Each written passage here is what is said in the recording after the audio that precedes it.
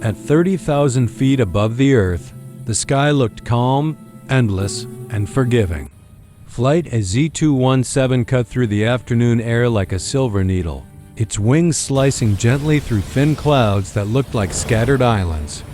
Inside the cabin, life unfolded in ordinary ways. Coffee cups clinked. A baby whimpered softly. A businessman typed furiously on his laptop, and a couple whispered about their vacation plans.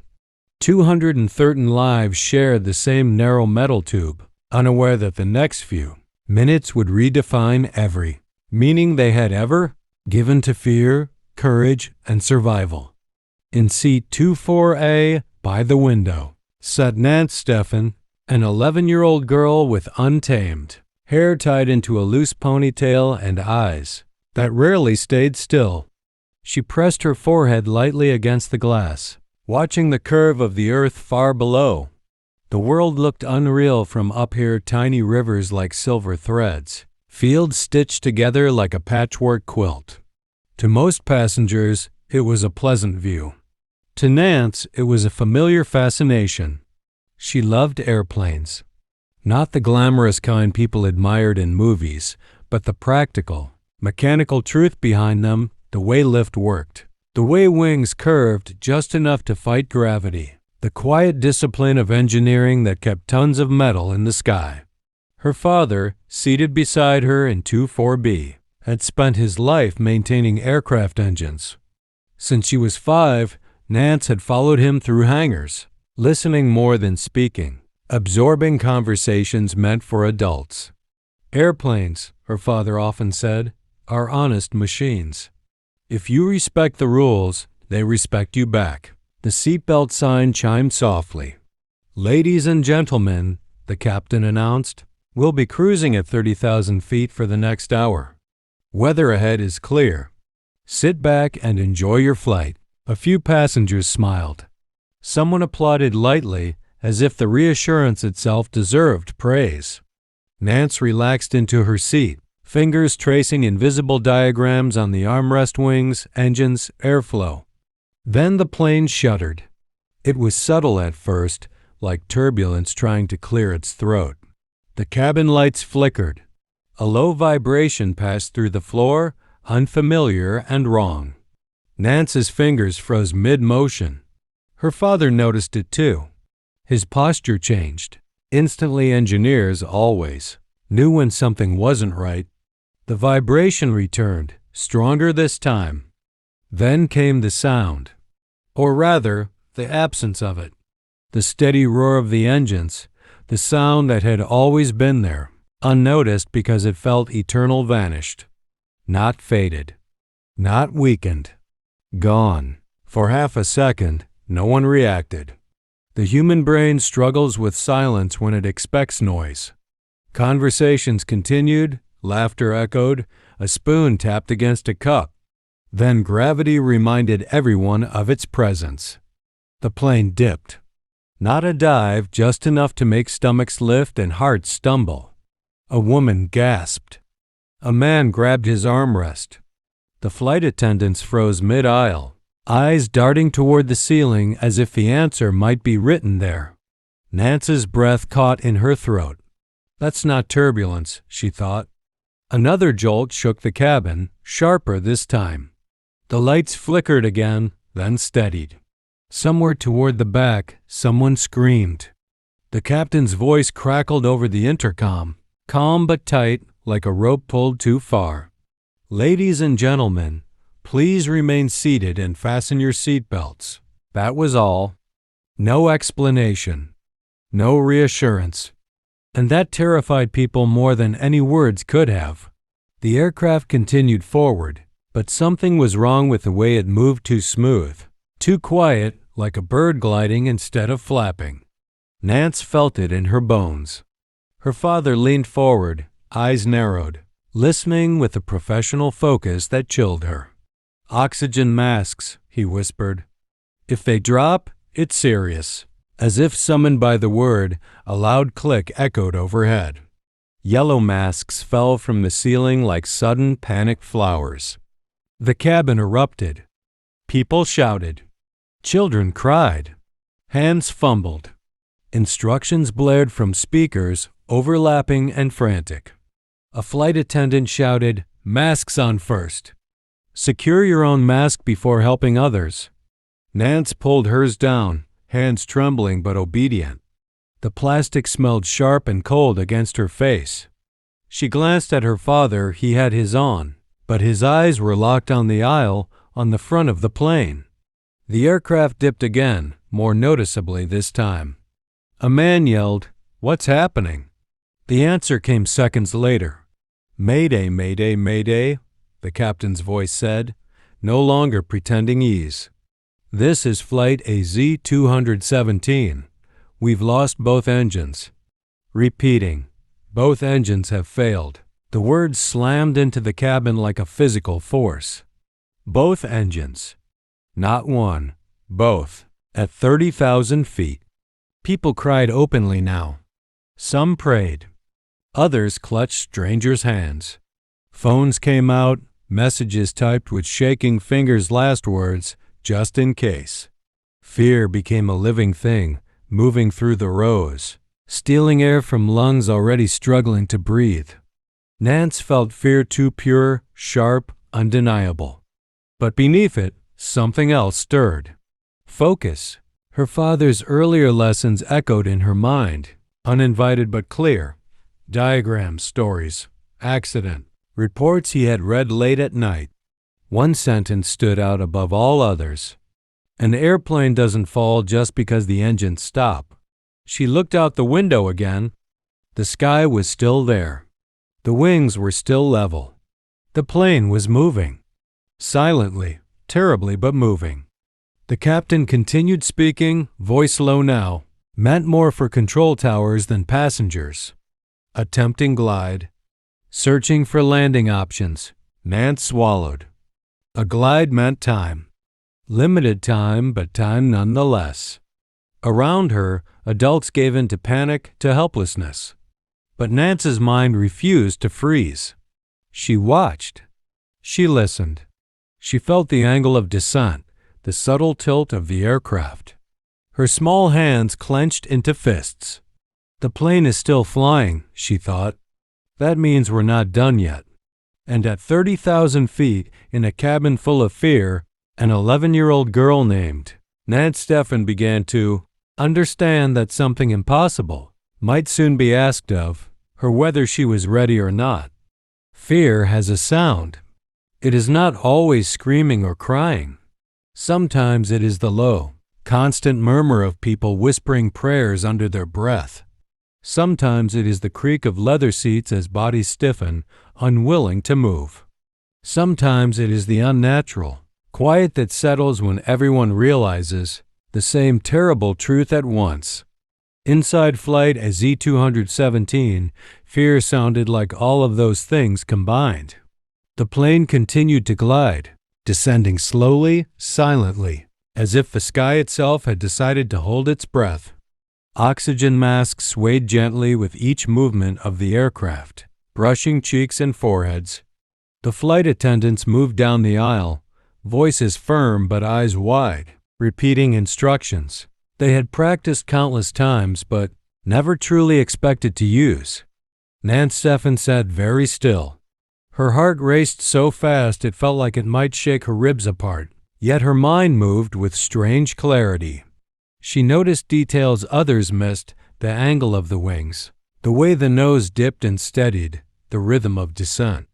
She could feel the plane thinking, adjusting itself without engines, obeying the physics her father had taught her about in quiet hangars filled with oil and metal. Across the aisle, a man sobbed into his hands. Behind her, a woman whispered goodbye into her phone. Somewhere near the front, a child screamed for their mother.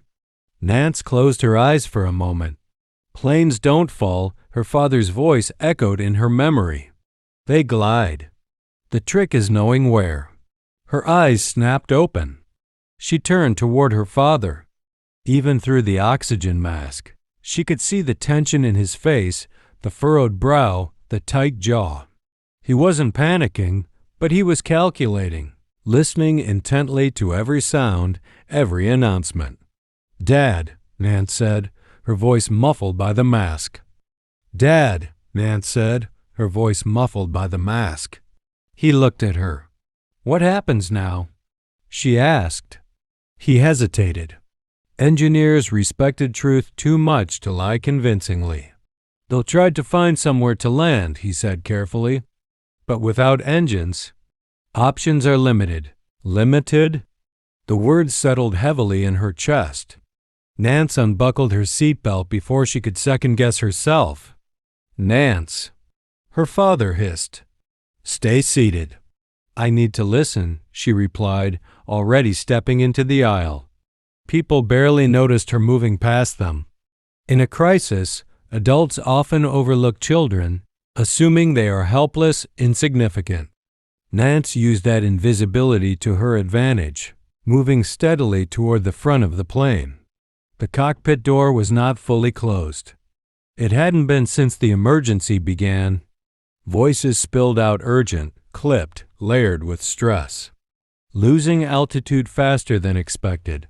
Nearest commercial airport is out of range. Hydraulics holding, controls responding." Nance stopped just short of the door, heart hammering. She leaned closer, straining to hear. The captain's voice was firm but strained. "We need a flat stretch. Anything. Runway, highway, field." "A field won't hold this weight," the co-pilot replied. "Not at this speed." Nance's mind raced.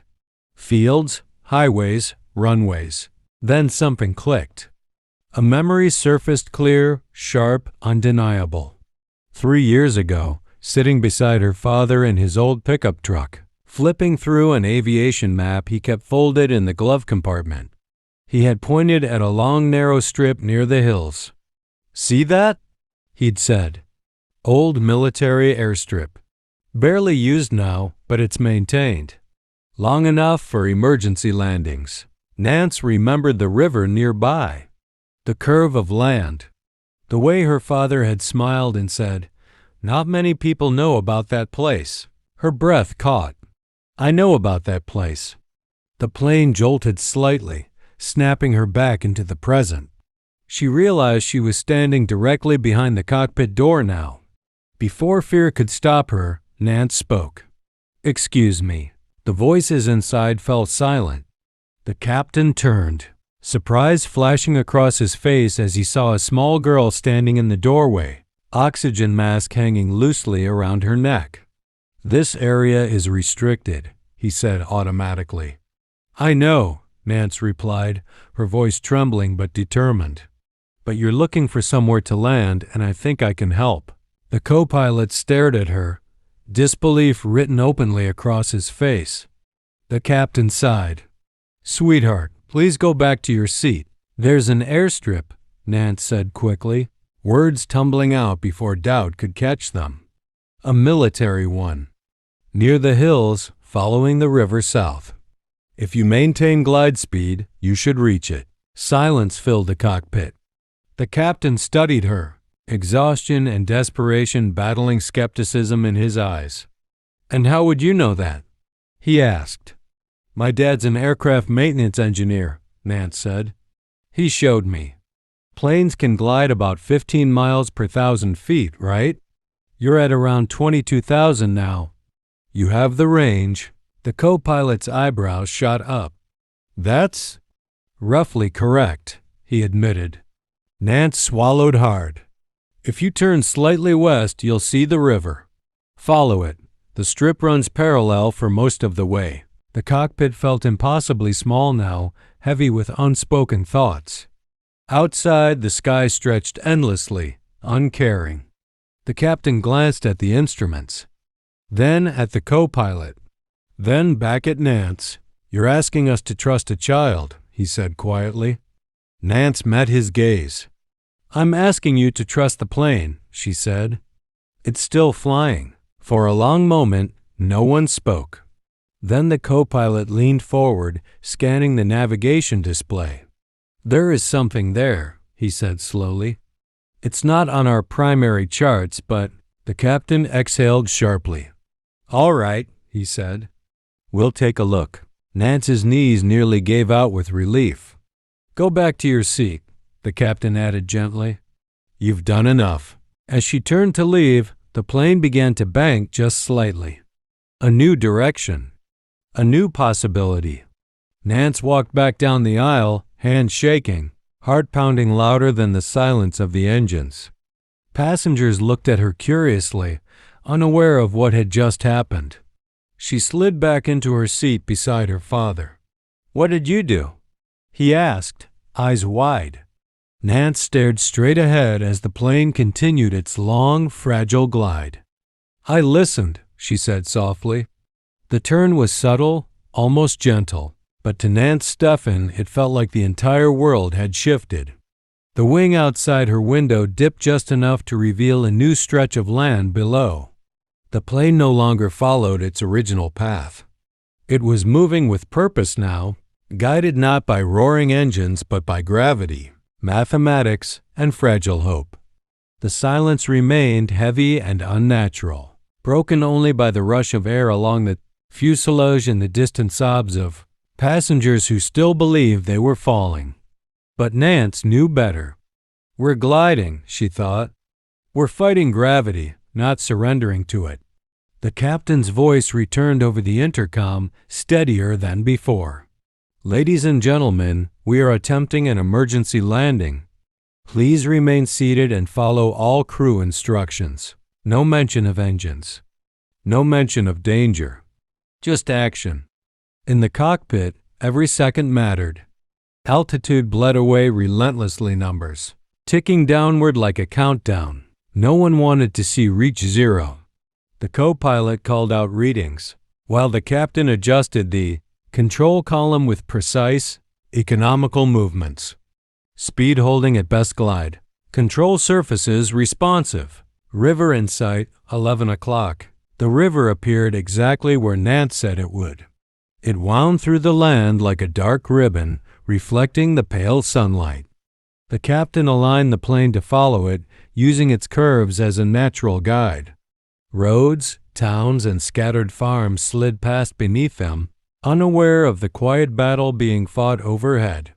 In the cabin, the change was noticeable. The plane felt deliberate now, less like a falling object, more like a bird with folded wings. Some passengers sensed it instinctively. The crying softened. A few people lifted their heads, eyes searching for signs of hope. Nance's father watched her closely. "How did you know?"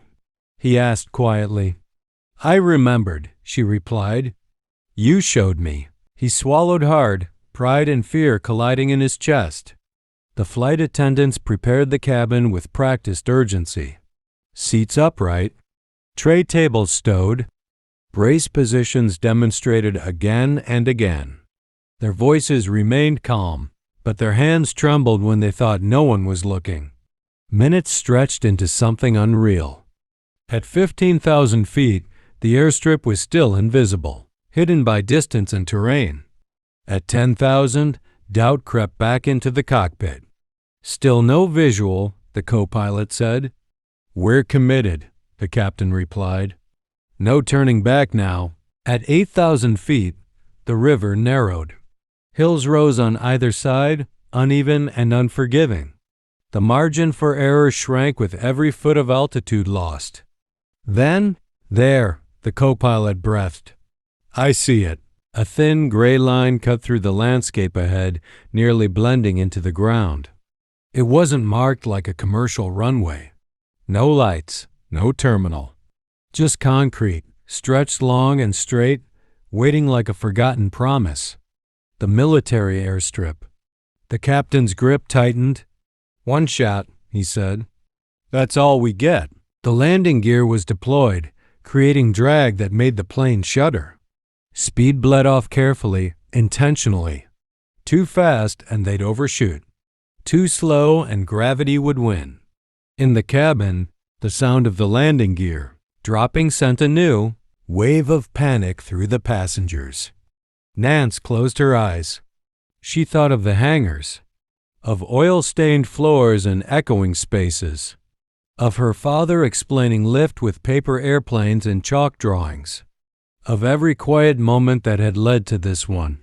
Please, she thought, not to the sky, not to fate, but to the plane itself. You know how to do this. The ground rushed closer. The runway filled the window now, terrifyingly narrow, terrifyingly real. Aligning, the captain muttered. The plane descended, nose slightly raised, wings steady. Wind buffeted the fuselage, trying to push them off course. The captain corrected gently, fighting every instinct to over-control. 500 feet, 300, 200. Brace position was shouted one last time. Nance bent forward, arms over her head, heart pounding so loudly she was sure the entire cabin could hear it. The wheels touched down. Not smoothly. Not gently. The impact was violent, bone-jarring. A scream tore through the cabin as the plane bounced once, twice. The captain forced the nose down, fighting to keep control. Tires screamed against concrete. Smoke filled the air. The plane veered slightly to the left. The captain corrected. Sparks flew as metal scraped metal. The sound was unbearable, screeching, grinding, chaos made of noise. The aircraft shuddered like it might tear itself apart. Nance's teeth rattled. Then, slowly, miraculously, the speed dropped. The screaming tires softened into a rumble. The plane slid, skidded, shook, and stopped. For a moment, no one moved. No one breathed. Then the silence broke. Crying, laughing, shouting, prayers screamed into the air. People hugged strangers, hands trembling, faces wet with tears. "We're alive." Someone yelled. Nance lifted her head slowly. The plane was intact. Outside the window, emergency vehicles raced toward them, red lights flashing against the dull gray runway. Dust hung in the air like the aftermath of a storm. Her father pulled her into a fierce embrace. "You saved us," he whispered, voice breaking. Nance shook her head, overwhelmed. "I just listened," she said again. The plane did the rest. In the cockpit, the captain leaned back, eyes closed, chest heaving. The co-pilot laughed shakily, disbelief pouring out of him. 213 lives sat on a silent runway, because gravity had been resisted, not by engines, but by knowledge, courage, and the calm voice of a child who refused to be afraid. The doors opened. Fresh air rushed in. And as passengers began to evacuate, one truth became clear, even before the world would learn it. At 30,000 feet, when everything that should have worked failed, an 11-year-old girl named Nance Stephan helped guide a powerless plane home. The moment the aircraft came to a full stop, time seemed to fracture. For a heartbeat, no one moved. 213 people sat frozen in their seats, as if motion itself might undo the miracle they had just witnessed. The silence was thick, fragile, almost sacred. Then reality surged back all at once. Applause erupted. It started with one pair of hands clapping shakily, then another, then dozens until the entire cabin thundered with sound. Cheers burst out, raw and unfiltered. People laughed through tears. Some collapsed forward in relief. Others raised their hands toward the ceiling in thanks, disbelief shining in their eyes. "We're alive. We made it. Oh my God." The cabin doors opened, and fresh air rushed inside, cool and sharp, carrying the scent of earth and fuel. Emergency responders poured in, firefighters, medics, soldiers from the nearby base faces, alert but already softening as they took in the scene. There was damage, yes, scorched metal, blown tires, streaks of smoke. But the plane was whole, and so were the people. Flight attendants guided passengers toward the exits, their professional composure finally cracking into smiles as wide as the sky they had nearly lost. As people stepped onto the runway, many fell to their knees, pressing their palms against the ground as if to confirm it was real. Nance Stephan walked out holding her father's hand.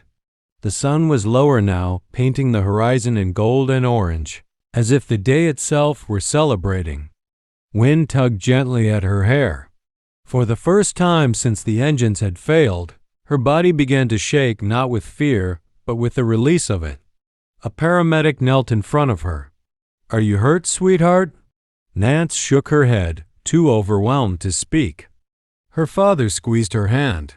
"She's okay," he said, though his voice wavered. Nearby, the captain and co-pilot emerged from the cockpit, greeted by cheers that rose even louder than before. The captain raised a hand, trying to quiet the crowd. "Everyone here did their part," he said. Then he turned, eyes scanning the passengers until they found Nance. He walked toward her. The crowd parted instinctively. "This young lady," the captain said, placing a hand gently on Nance's shoulder, helped guide us to this airstrip. A stunned hush fell over the group. "She remembered something vital when we needed it most," he continued. "Because of her, we had a chance." For a second, no one reacted. Then the applause returned stronger, louder, unstoppable. People cheered her name. Some wiped their eyes. Others simply stared at her with a mixture of awe and gratitude. Nance felt her cheeks burn. "I didn't fly the plane," she said quickly, her voice small but sincere.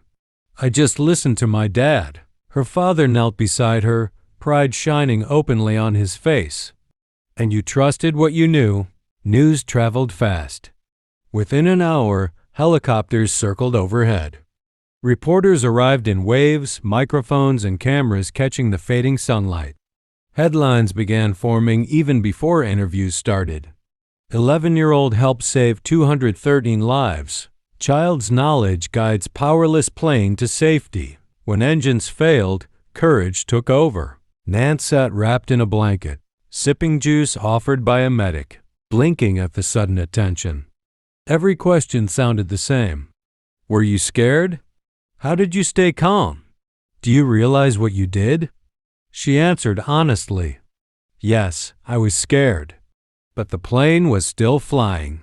Aviation experts later confirmed what many already suspected. Without the knowledge of glide range, terrain, and the existence of the military airstrip, the plane would never have made it. The odds had been razor thin. The margin for error nearly non-existent. And yet it had worked. That night, as passengers were reunited with families and the story spread across the world, Nance and her father stood alone for a moment at the edge of the runway. The plane sat quietly behind them, scarred but dignified, like a warrior at rest. "You know," her father said softly, "I used to worry I talked too much about my work." Nance smiled, finally letting the excitement bubble up inside her. "I'm glad you did." Days later, the story reached classrooms, airports, and homes everywhere. Pilots spoke about respect for fundamentals. Parents talked to their children about listening, learning, and courage. Engineers smiled knowingly at the reminder that knowledge, once shared, never truly disappears. And Nance Stephan?